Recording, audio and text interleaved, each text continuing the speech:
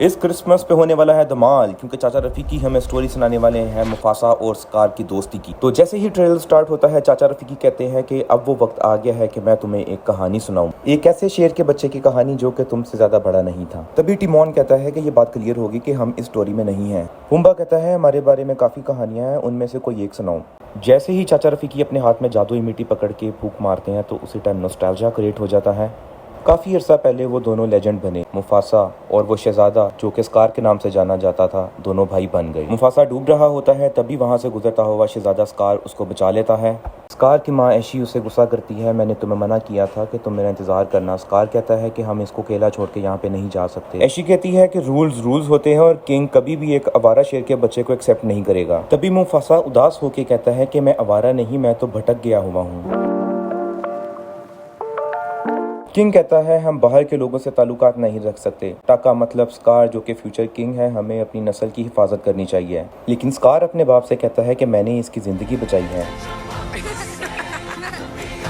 Scar Mufasa से कहता है कि आज मैं तुम्हें एक सीक्रेट बताता हूँ, मुझे हमेशा से ही एक भाई चाहिए था।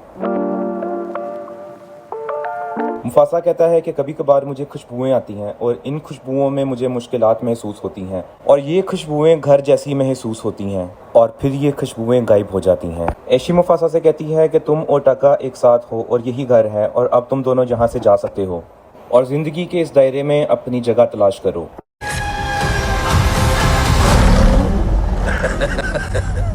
की रोज द वाइट लाइन ऐशी से कहता है दायरा टूट चुका है और एक ही शेर बादशाह होगा। तभी मुफासा वहाँ पे आ जाता है और ऐशी मुफासा से कहती है कि यहाँ से भाग जाओ। स्कार मुफासा से कहता है कि हमें मिलकर लड़ना होगा।